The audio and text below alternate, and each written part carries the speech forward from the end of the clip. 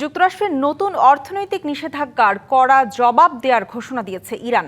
জানিয়েছে, যুক্তরাষ্ট্রের দেয়া নিষেধাজ্ঞায় কোনো দেশ সমর্থন জানালে হরমুজ প্রণালী দিয়ে তেল সরবরাহ বন্ধ করে দেবে তারা।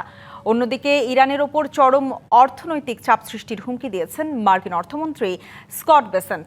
সেই সাথে ইরানের উপর আরোপিত মার্কিন নিষেধাজ্ঞায় অংশ না নেওয়ার ঘোষণা দিয়েছে রাশিয়া ও চীন।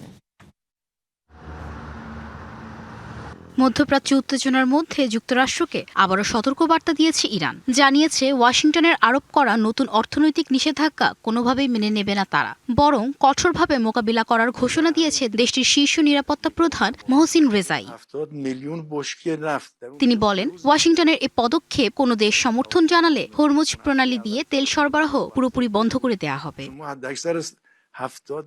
তবে তেহরানকে পাল্টা হুঁশিয়ারি দিয়ে মার্কিন অর্থমন্ত্রী স্কট বেসেন্ট বলেন, ইরানের সাথে যেসব দেশ অর্থনৈতিক সম্পর্ক বজায় রাখবে তাদের ওপরেও নিষেধাজ্ঞা আরোপ করবে ওয়াশিংটন। তেহরান কোনো সামরিক পদক্ষেপ নিলে তার কড়া জবাব দেওয়ার সতর্কবার্তা দিয়েছেন বেসেন্ট।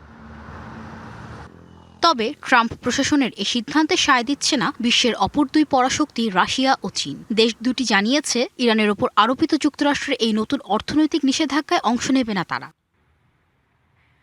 এদিকে হরমুজের ট্রানজিট নিয়ম লঙ্ঘনকারী বিদেশি জাহাজগুলোকে জরিমানা, আটক বা বাজেয়াপ্ত করার কড়া বার্তা দিয়েছে ইরানের Persian Gulf Strait Authority. Rahnuma Farmin, DBC news desk.